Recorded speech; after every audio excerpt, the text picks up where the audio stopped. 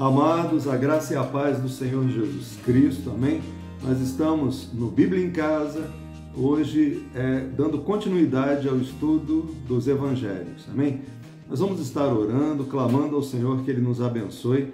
Na verdade, o tópico hoje é o nascimento de Jesus Cristo. Nós já vimos que os 4 Evangelhos contam da preparação para a vinda do Messias. Então, a preparação foi o envio de uma voz que clamava no deserto, que foi João Batista, foi o estudo da semana passada. E hoje nós vamos ver então esse nascimento de Jesus Cristo, que só é narrado em 2 evangelhos, né? Só no Evangelho de Mateus e no Evangelho de Lucas.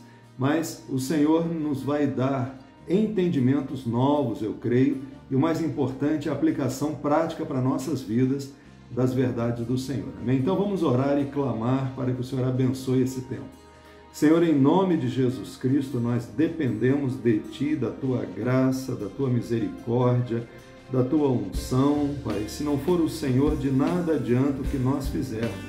Mas nós, dependendo de Ti, temos, Pai, certeza de que a Tua misericórdia nos assistirá, que a Tua graça estará, Senhor Deus, sobre a vida de cada um de nós, Pai, estará abençoando esse tempo de estudo da Tua Palavra. Que seja para a glorificação do Teu nome, Senhor dos Senhores, Rei dos Reis, nós clamamos. Em nome de Jesus Cristo, amém, amém. Amém, amados? Nós vamos estar agora ouvindo o nosso amado irmão Leandro e depois estaremos louvando também com gratidão no nosso coração para estudarmos a palavra do Senhor. Amém? Que Deus abençoe. A graça e a paz, meus irmãos. No Bíblia em Casa de hoje eu gostaria de fazer uma oração bem específica. Uma oração para aqueles que estão passando por algum problema de enfermidade, aqueles que precisam de um toque especial do Senhor, de uma cura divina. Antes dessa oração, eu gostaria de ler alguns versículos do livro de Salmos relacionados à enfermidade, duas promessas que Deus tem para as nossas vidas. Amém? A primeira delas é uma promessa para aqueles que têm como hábito socorrer e ajudar os necessitados. Está lá no capítulo 41, versículos de 1 a 3, que diz assim: Bem-aventurado o que acode ao necessitado, o Senhor o livra no dia do mal. O Senhor o protege, preserva-lhe a vida e o faz feliz na terra. Não o entrega à discrição dos seus inimigos. O Senhor o assiste no leito da enfermidade, na doença tu lhe afofas a cama. Amém? Então essa é uma promessa para aqueles que se encontram enfermos, que o Senhor assiste no leito da enfermidade, que o Senhor está com essas pessoas. Amém? E uma outra promessa também no livro de Salmos, bastante conhecida, está lá no versículo 103, versículo 3, que diz assim: Ele é quem perdoa todas as tuas iniquidades, quem sara todas as tuas enfermidades. Então, meus amados, temos aqui 2 promessas relacionadas à enfermidade. Uma de que o Senhor ajuda no leito da enfermidade e uma que Deus cura, Deus promove a cura total e completa do nosso corpo, da nossa alma. Amém? Então vamos orar. Senhor, meu Deus, nós colocamos a nossa vida diante de Ti, glorificamos o Teu santo nome. Somos gratos por tudo que o Senhor tem feito, meu Pai. Glorificamos o Teu santo nome por Sua bondade, pelo Teu amor, Senhor. Somos gratos porque até aqui o Senhor nos ajudou, Pai. Senhor, quero colocar, Senhor, diante de Ti, meu Deus, todos aqueles que estão enfermos, Senhor, precisando, Pai, de uma ajuda, de uma intervenção, Pai, de uma cura sobrenatural. Aqueles que estão num leito de enfermidade, num leito de hospital, ou na própria cama, na sua própria casa, meu Deus, que o Senhor possa enviar o socorro, meu Deus, que o Senhor possa assistir essas pessoas, meu Deus, que o Senhor possa aumentar a fé de cada um, que o Senhor possa renovar, Senhor, as forças, renovar a esperança, meu Deus, levantar essas pessoas, meu Deus, do leito, meu Deus, e curar, Senhor. Derrama, Senhor, uma cura especial, Senhor, sobre todos aqueles que estão enfermos, Pai. O Senhor é quem cura todas as nossas enfermidades. Tira, Senhor, a enfermidade, tira as enfermidades, Senhor, do nosso meio. Em nome de Jesus, alcance a todos, meu Pai. Enfermidades, Senhor, que afligem, Senhor, a nossa alma, que afligem a nossa mente, o nosso corpo, seja qual for, meu Deus, tira do nosso meio, Pai, tira do nosso meio. Que o Senhor afasta, meu Deus, de nós essa ameaça, Senhor, do coronavírus, meu Pai. Aqueles que estão, Senhor, acamados, levanta-os, meu Deus, revigora-os, meu Deus, renova as forças, Senhor. Em nome de Jesus, queremos viver, Senhor, essas promessas, meu Pai. Glorifique, Senhor, o teu santo nome, Pai, na vida, Senhor, de cada irmão, de cada irmã, Senhor, que estão passando por problemas, meu Deus, de enfermidade, Senhor. Em nome de Jesus, opera maravilhas, opera milagres nesse tempo, Senhor. Opere o sobrenatural, meu Deus, aquilo, Senhor, que o homem não pode fazer, Pai. Faça, Senhor. Glorifique o teu santo nome na vida dos nossos irmãos, Pai. É o que eu te peço, é o que nós lhe pedimos e te agradecemos. Em nome de Jesus. Amém. Amém, aleluias. Vamos estar adorando ao Senhor, amém, com gratidão no nosso coração, aleluias, por tudo que Ele tem feito, por tudo que Ele vai fazer na tua vida, na minha vida, em nome de Jesus, amém, amém, aleluias.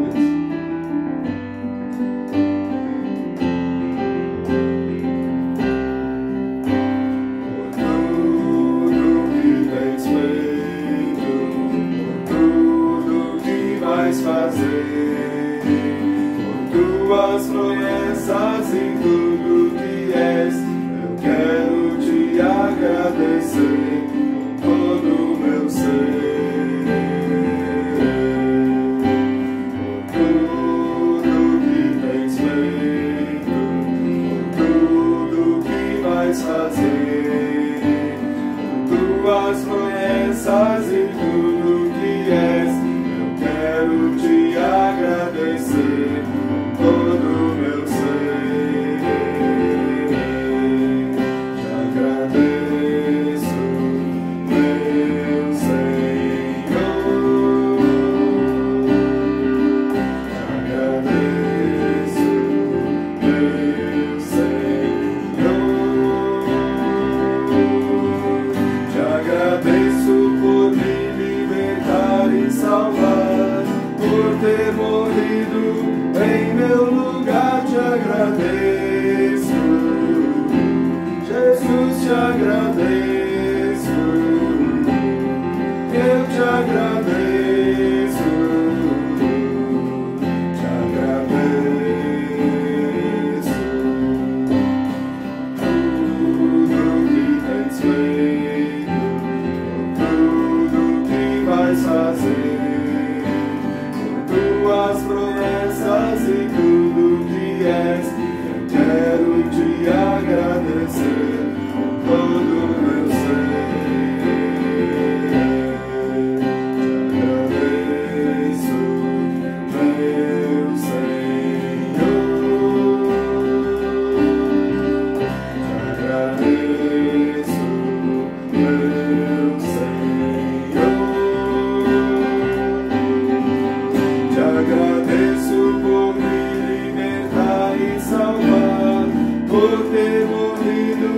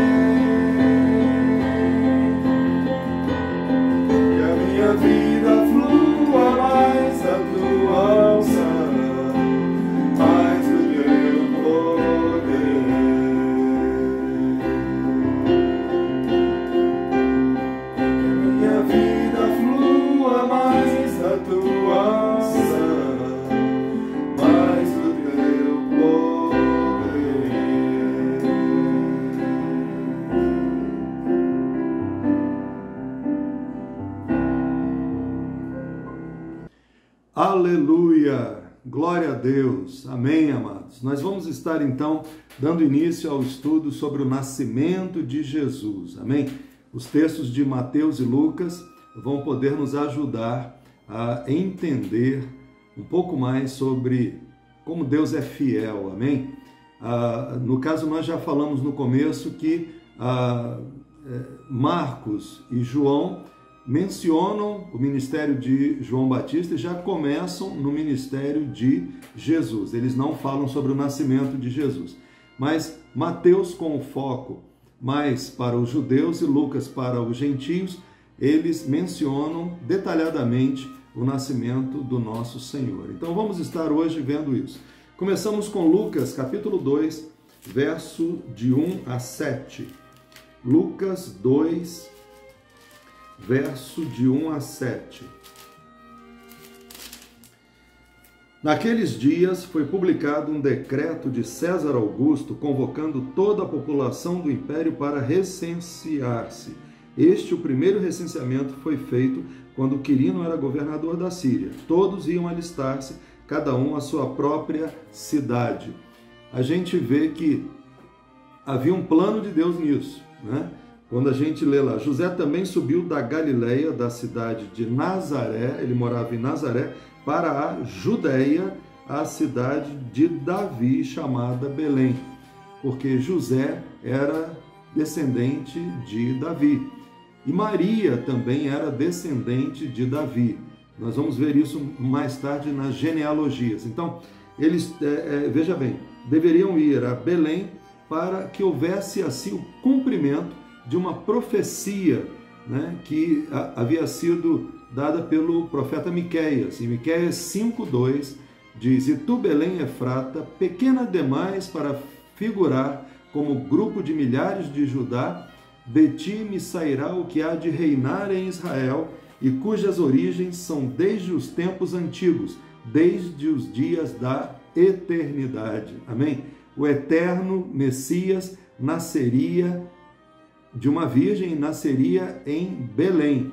Então, para que houvesse o cumprimento desta profecia, então Deus usa o dirigente da época, o César Augusto, lá de Roma, para enviar José e Maria para Belém. A gente vê que o cumprimento das profecias do Velho Testamento são uma marca do nascimento e da vida e da morte de Jesus. Isso é muito importante. A gente não tem ideia de como é significativo você confirmar a fidelidade de Deus em cumprir as suas profecias.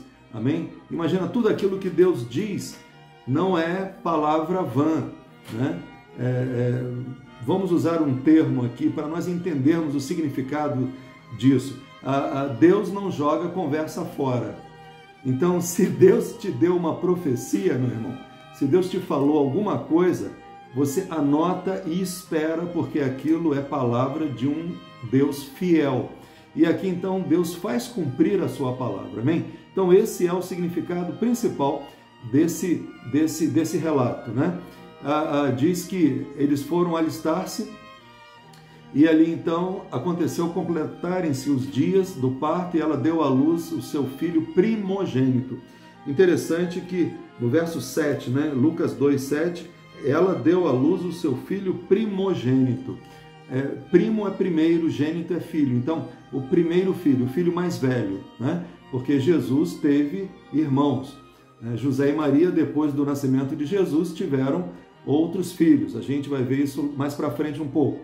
Mas interessante que Jesus, ele cumpriu aquela profecia, né? Nasceria de uma virgem e seria da descendência de Davi, né? Quando o cego grita: "Jesus, filho de Davi, tem compaixão de mim." Isso tem um significado muito, muito, muito grande. Então vamos entender, antes de nós entrarmos nessa discussão, a gente vai para Isaías, a gente vai caminhar um pouquinho, mas antes vamos entender das genealogias, que é um assunto que muitas vezes causa polêmica. Aliás, existem pelo menos 2 vezes em que Paulo menciona para não discutirem genealogias, mas eu separei aqui Tito 3,9, ele diz um aconselhamento para o pastor Tito, né? Evita discussões insensatas, genealogias, contendas e debates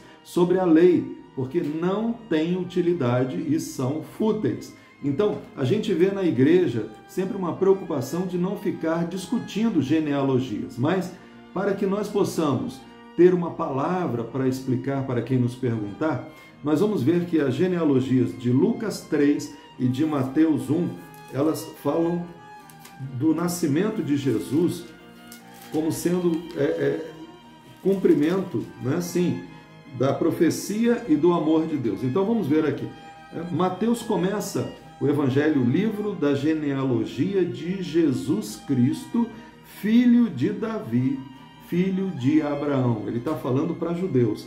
Então eles entendiam a necessidade de que ele fosse filho de Davi. E se você vai para o versículo 6, fala: Jessé gerou ao rei Davi, e o rei Davi a Salomão, da que fora mulher de Urias. E ele vai continuando. Salomão gerou Josafá, Josafá Jorão, Jorão a Uzias, e vai até chegar, Eliúde gerou, lá no verso 15, Eliúde gerou a José, marido de Maria, Eliúde gerou a Eleazar, Eleazar a Matã, Matã a Jacó, e Jacó gerou a José, marido de Maria, da qual nasceu Jesus, que se chama o Cristo. Então a gente vê que da descendência de Davi nasceu José. O pai adotivo de Jesus era da descendência de Davi.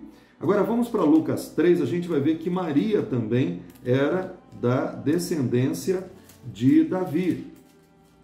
Isto é importante. Naquele tempo não se falava, nas genealogias não se falava das mulheres, né? Falava-se apenas dos homens. Mas quando você vai em Lucas 3, a partir do versículo 23, você vê: ora, tinha Jesus cerca de 30 anos ao começar o seu ministério, era como se cuidava filho de José. Era como se cuidava filho de José. Na verdade, ele era adotado por José, né? Mas veja bem, a mãe dele, né, Maria, era filha de Eli, Eli de Matate, Matate de Levi. Segue uma outra genealogia. Quando você chega no versículo 31, fala Eliaquim, filho de Meleá, Meleá, filho de Mená, Mená, filho de Matatá, este filho de Natã, filho de Davi. Davi, filho de Jessé, Jessé, filho de Obed, Obed, filho de Boaz, e aí a genealogia se encontra. Mas de Davi nós temos dois filhos. Temos um filho, Salomão, e a descendência dele chega no pai de Jesus, o pai adotivo, que era José. E tem o filho Natã, nós vimos lá em Lucas 3,31, que é filho de Davi, mas que também vai gerar Maria. Porque Jesus teria que ser filho de Davi. Filho de Davi. Se você quer saber por quê, vamos para Isaías, capítulo 9, versículos 6 a 7. Isaías 9, 6 a 7. Você vai entender a importância de que o homem gritasse: Jesus, filho de Davi, tem compaixão de mim. Amém? Isso significa muito, porque, veja bem, Isaías 9, versículos 6 a 7. Porque o menino nos nasceu, um filho se nos deu, o governo está sobre os seus ombros, e o seu nome será Maravilhoso Conselheiro, Deus Forte, Pai da Eternidade, Príncipe da Paz, para que se aumente o seu governo e venha a paz sem fim sobre o trono de Davi e sobre o seu reino, para o estabelecer e o firmar mediante o juízo e a justiça. Desde agora e para sempre, o zelo do Senhor dos Exércitos fará isso. Então, o Messias seria filho de Davi. Então está explicado aqui, irmãos, porque Jesus deveria ser filho de Davi. E nós vemos que tanto na genealogia do pai, para que ele levasse o nome, né, de José como seu pai adotivo, mas também da genealogia de Maria, ele era filho de Davi. Os judeus atualmente, lá em Israel, consideram que para ser judeu você tem que ser filho de uma judia, né? Eles consideram que a mãe ser judia é mais significativo do que o pai ser judeu. Mas isso é coisa moderna. Mas naquele tempo, Deus teve o cuidado de que tanto o pai quanto a mãe fossem descendentes de Davi. Amém? Para a glória do Senhor. Agora, irmãos, vamos fazer agora assim, um estudo um pouco mais profundo aqui, vendo Mateus 1, a partir do verso 18. Mateus 1, verso 18. Então, nós já vimos que houve cuidado de Deus para que as profecias se cumprissem, né? Porque Deus é fiel às suas promessas, às suas palavras, amém? Cada profecia tem firmeza, tem garantia do Senhor, isso é muito importante. E Mateus 1,18, a gente vai agora tocar o tópico de José. Queria que nós pudéssemos fazer aquilo que nós falamos da vez passada, entender primeiro o que está acontecendo para depois vermos a motivação daquilo que está acontecendo. Toda vez que você estuda a palavra de Deus, irmão, você primeiro entende o texto, amém? Para não cair em armadilhas, não falar bobagem e tal. Você precisa entender o texto, mas o mero entendimento do texto não permite ainda ao Espírito Santo te aplicar aquilo. Então você precisa agora deixar que ele te mostre o motivo de cada personagem, o que está acontecendo por trás de cada ação. Então, nós vamos aí, em primeiro lugar, entender o que aconteceu quando Jesus ia nascer, né? No verso 18, Mateus 1,18. Ora, o nascimento de Jesus Cristo foi assim: estando Maria, sua mãe, desposada com José, sem que tivessem antes coabitado, achou-se grávida pelo Espírito Santo. Maria achou-se grávida pelo Espírito Santo. Eis que a Virgem conceberá e dará à luz um filho, né? Então nós precisamos entender isso. Mas José, seu esposo, sendo justo e não a querendo infamar, resolveu deixá-la secretamente, né? Ele resolveu deixá-la secretamente. Enquanto ponderava nestas coisas, eis que lhe apareceu em sonho um anjo do Senhor, dizendo: José, filho de Davi, não temas receber Maria, tua mulher, porque o que nela foi gerado é do Espírito Santo. Um anjo apareceu para José em sonho. Amém? E então ele pôde ter uma revelação clara de que Maria estaria sendo então aquela que geraria o Messias. Amém? Pelo Espírito Santo. Ela dará à luz um filho e lhe porás o nome de Jesus, porque ele salvará o seu povo dos pecados deles. Então, a gente entende claramente que José recebeu aqui uma ordem divina, né? Olha, você vai ser o pai adotivo, você vai cuidar desse menino, amém? E você vai colocar nele o nome de Jesus. O texto continua, a gente vai cortar um pouquinho de caminho, mas fala assim: despertado José do sono, fez como lhe ordenara o anjo do Senhor e recebeu sua mulher. Contudo, não a conheceu enquanto ela não deu à luz um filho, a quem pôs o nome de Jesus. A gente vai ver mais tarde, em Mateus 13, os outros filhos que eles tiveram, mas nesse momento, até o nascimento de Jesus, eles não tiveram vida de marido e mulher, porque Jesus estava para nascer. Se José é um homem para servir de exemplo para nós, vamos entender que pessoa que Deus escolheu, né? Por que Deus escolheu José? Vamos ver aqui a motivação dele.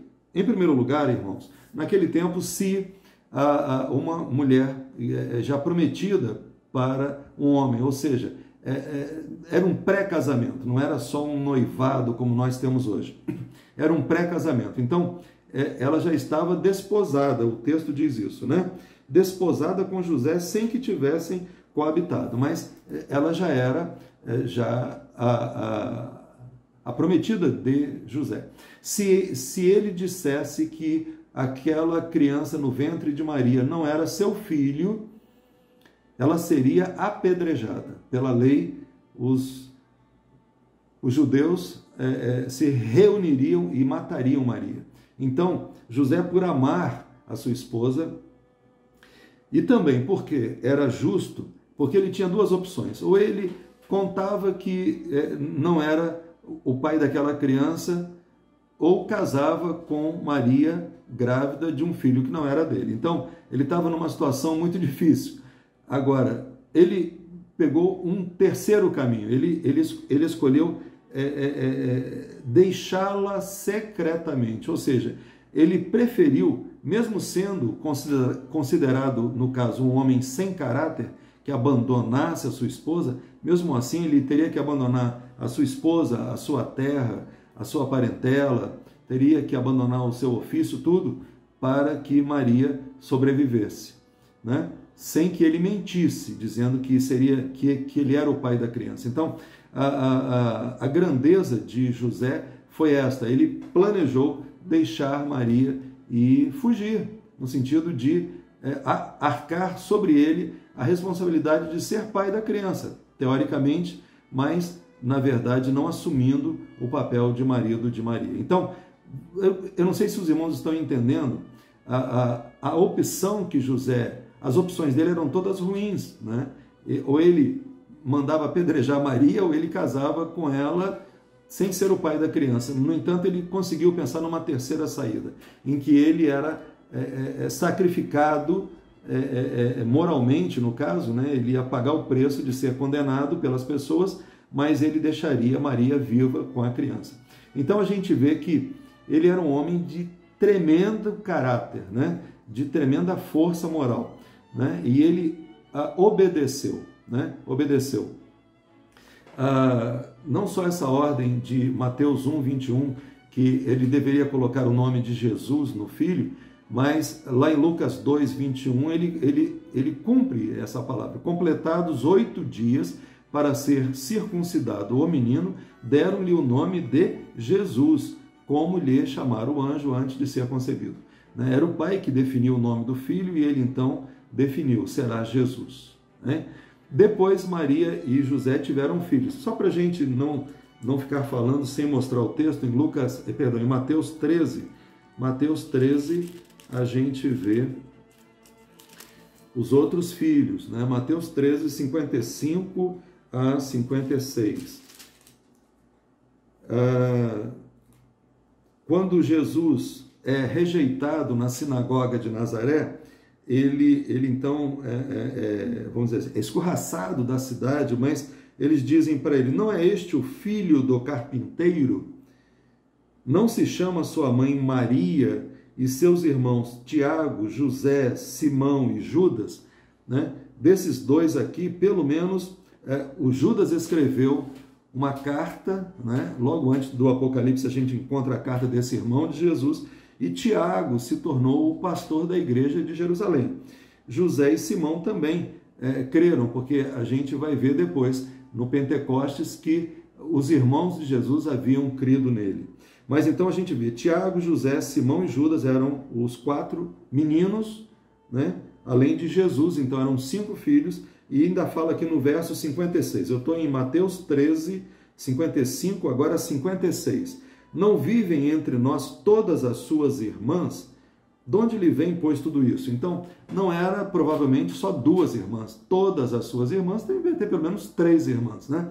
Mas vamos imaginar, então, que eles tivessem ao todo 8 filhos, né? Jesus era o primogênito, como foi mencionado lá, né? Jesus era o primogênito e havia mais 7 irmãos, né? Na verdade, os irmãos não creram em Jesus num primeiro momento, mas vieram a crer depois. Eu fico imaginando como devia ser difícil, né?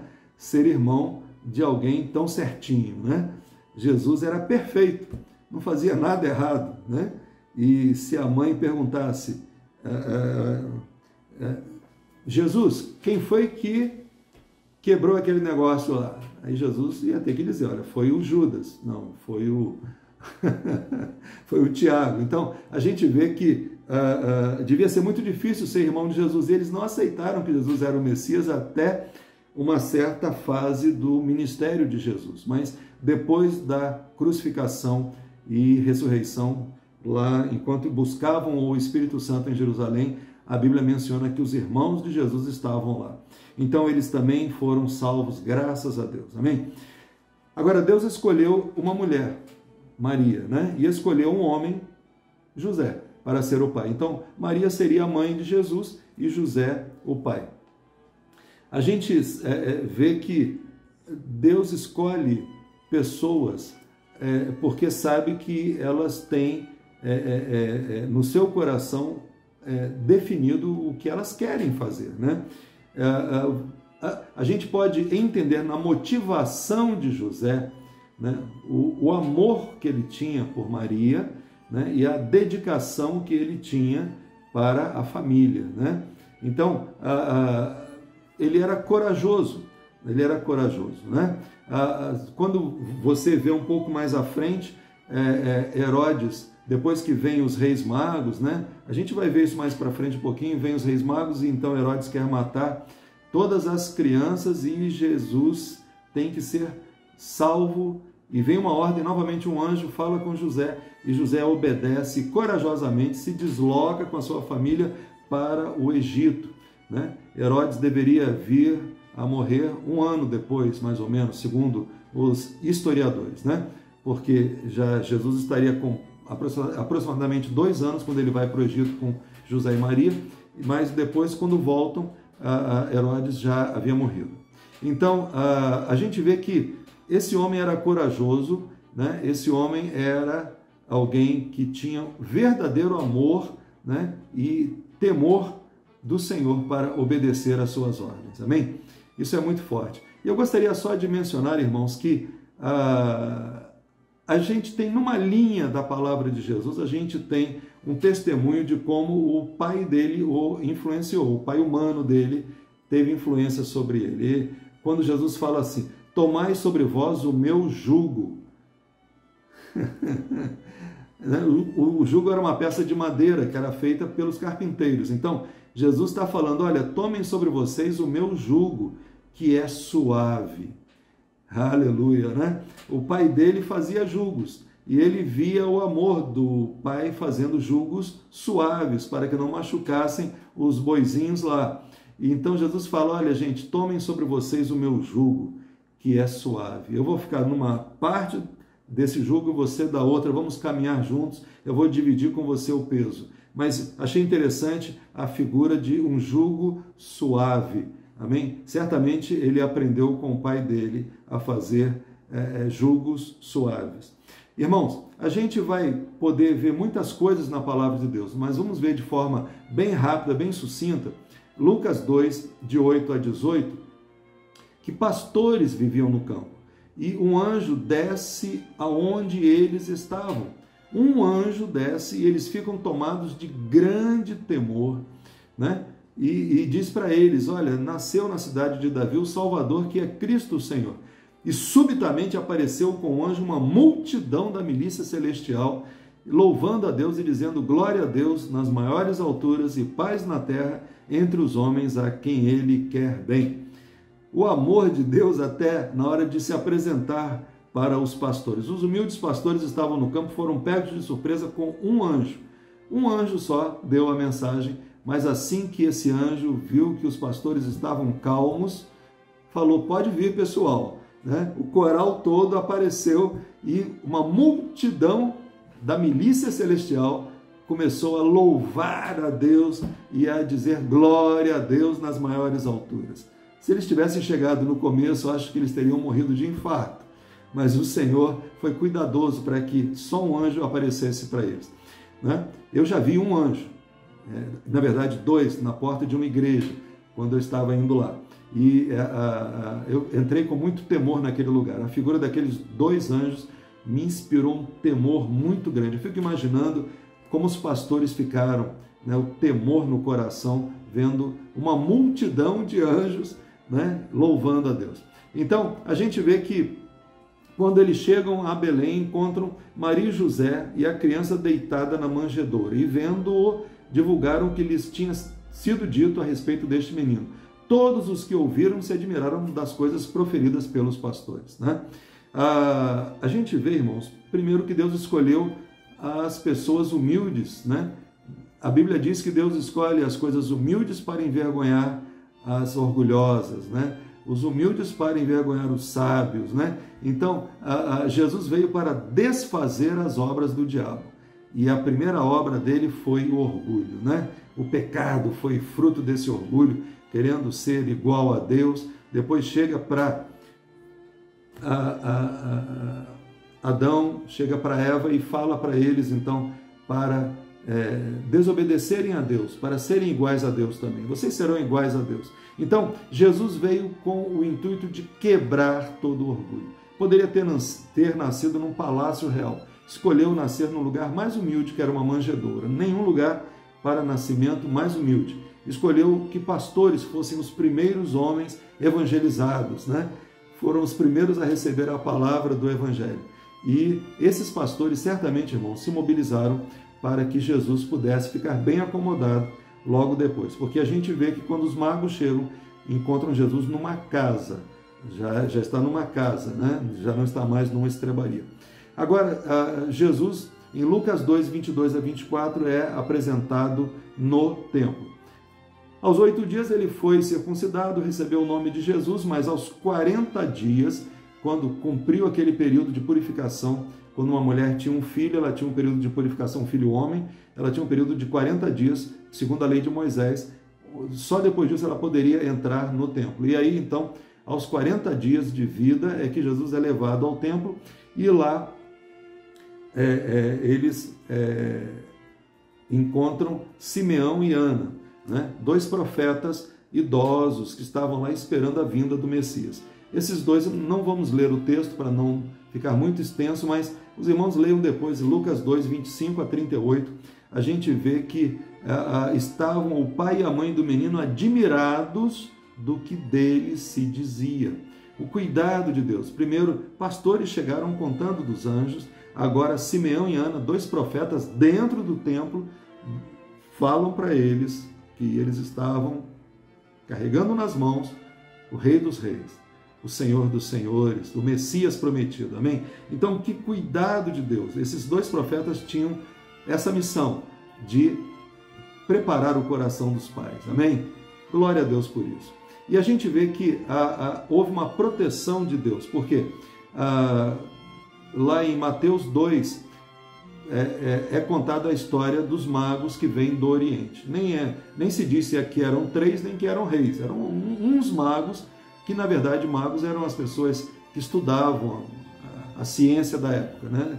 Vamos dizer assim, os sábios, na verdade. Então, nas versões em inglês, eles não põem nem magos, eles põem sábios, né? Então, vieram uns sábios do Oriente, e ali, então, a gente vê que eles perguntam onde é nascido o rei dos judeus. E o Herodes leva um susto. Herodes já tinha matado familiares para garantir o seu reino, quando ele soube que havia, segundo o que os sábios disseram para ele, havia nascido o rei dos judeus. Ele queria muito saber quem era esse rei dos judeus. E então pede aos magos que, depois que o vissem, voltassem e contassem para ele. E lá no verso 11, a gente vê que entrando na casa, viram um menino com Maria, sua mãe. Prostrando-se, o adoraram e, abrindo seus tesouros, entregaram-lhe suas ofertas: ouro, incenso e mirra. Sendo por divina advertência prevenidos em sonho, para não voltarem à presença de Herodes, regressaram por outro caminho, né? E aí Herodes pretende matar todos os meninos com menos de 2 anos, porque ele fez as contas desde que surgiu a estrela no Oriente até o momento em que os magos foram e não voltaram para Jerusalém. E aqui então vem uma ordem novamente para José. Eis que apareceu um anjo do Senhor a José em sonho e disse: dispõe-te, toma o menino e sua mãe, foge para o Egito e permanece lá até que eu te avise. Como nós já dissemos, foi 1 ano, né, aproximadamente, que ele ficou lá. Mas interessante que até nisso Mateus lembra que havia uma profecia dizendo que haveria tristeza naquela região, né, que era a Raquel chorando os seus filhos. Então está falando daquela mortandade que houve dos meninos com menos de 2 anos em Belém. Agora, eles, com esse tempo no Egito, voltam também. Mateus 2,15, ele lembra que houve uma profecia dizendo que do Egito chamei meu filho, né? E regressaram a Nazaré para recomeçarem suas vidas. Eles voltam para Nazaré, né? Também por direção de Deus. E Mateus 2,23 diz que este era o plano de Deus desde o começo. Então, Mateus fica citando várias profecias para que nós entendamos. Nós não vamos ler todo o texto, mas é rápido para os irmãos lerem depois esses 2 capítulos de Mateus. Mas é importante você ver como que a motivação mais importante no nascimento de Jesus é a do próprio Deus. Nós vimos a motivação de José, um homem com caráter, um homem com amor, com temor, e por isso foi escolhido para ser pai de Jesus. Mas a gente vê que a tônica principal é a motivação de Deus em fazer cumprir tudo aquilo que ele disse que faria. Amém? Todas as profecias que falavam que a Galileia dos gentios, os judeus desprezados, seriam visitados pelo Senhor, né? E Jesus, desde cedo, homem de dores, né? Ele teve um início de vida muito humilde, né? Muito humilde. A gente vê que nisto também cumpre-se a profecia de Isaías 53, né? Um homem humilde, né? De dores. A gente vê que isso é o que Deus fez acontecer para a glorificação do teu nome, para desfazer o jeito do diabo, as obras do diabo. Tudo isso Jesus veio quebrando desde que nasceu, amém? Para nossa salvação. Nós somos salvos por Jesus, né? A salvação começou.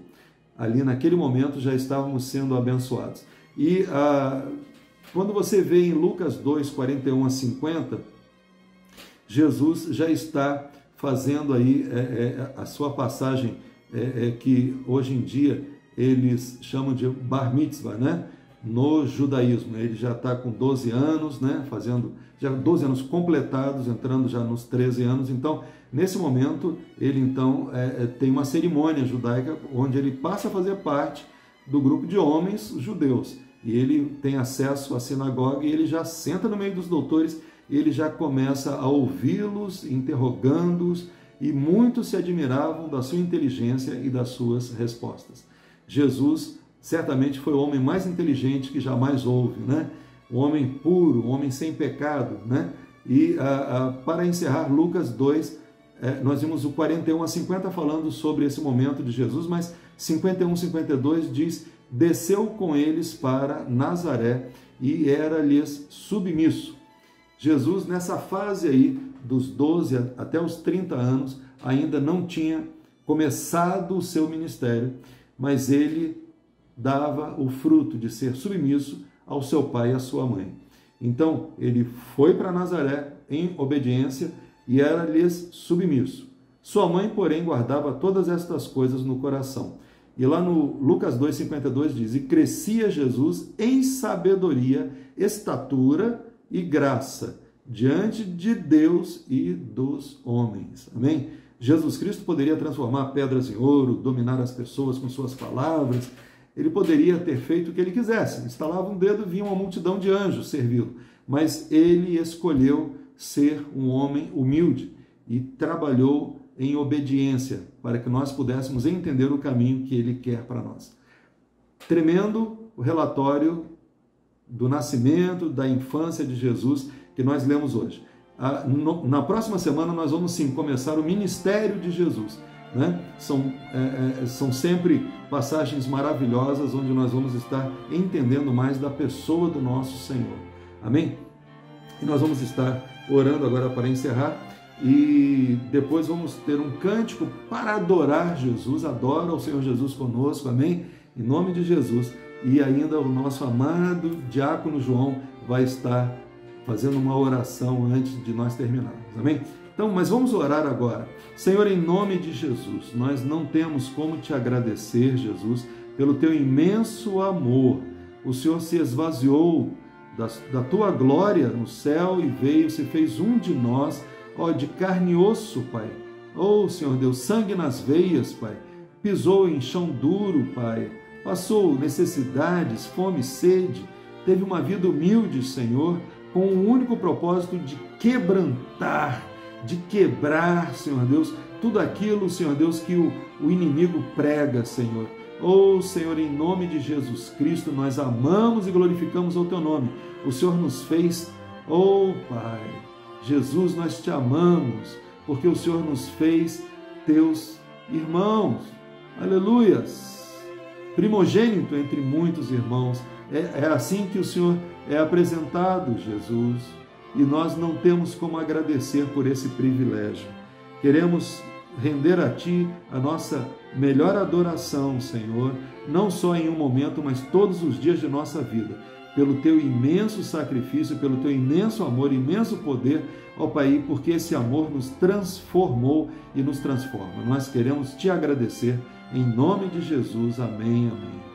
Amém, amados. Vamos então estar agora adorando ao Senhor. Amém? Aleluia, glória a Deus. Temos o privilégio de adorar ao Rei dos Reis, amém? Nasceu, se fez um de nós, mas reina eternamente. Vamos estar adorando ao Senhor com todo o nosso coração.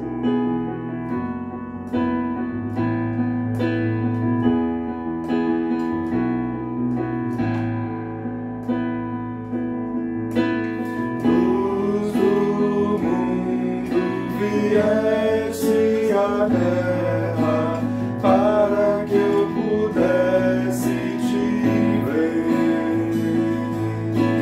Tua beleza me leva a adorar-te. Quero contigo viver. Vim para adorar-te, vim para prostrar-me, vim para dizer que és meu Deus. És totalmente amável, totalmente digno, tão maravilhoso para mim.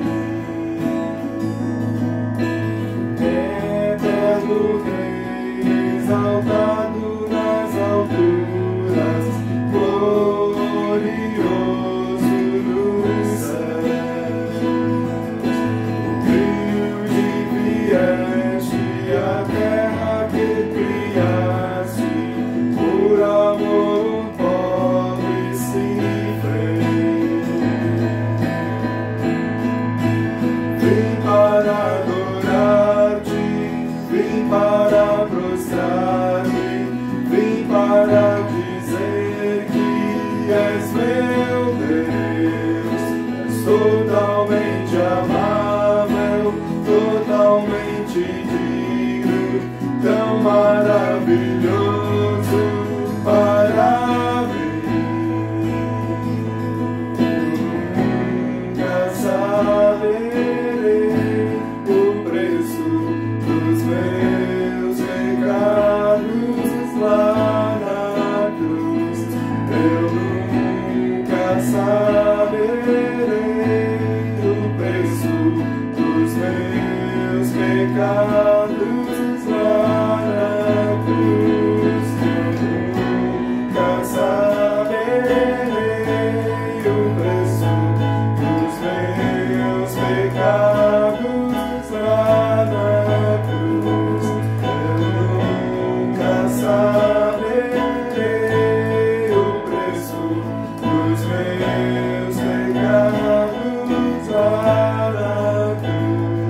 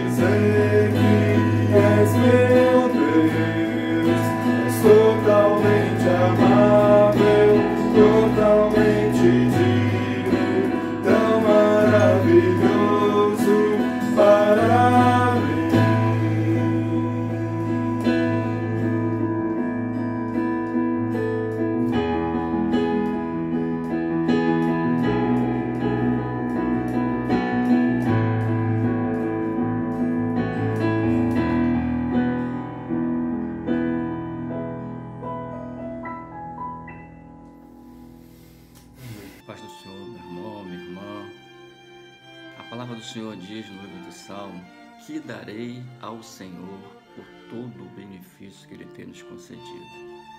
E a pergunta hoje que eu faço é: o que nós temos dado, o que eu tenho dado, o que você tem dado, né? Em função desses benefícios que o Senhor tem nos concedido. Será que nós temos feito a obra de Deus como teria que ser feito?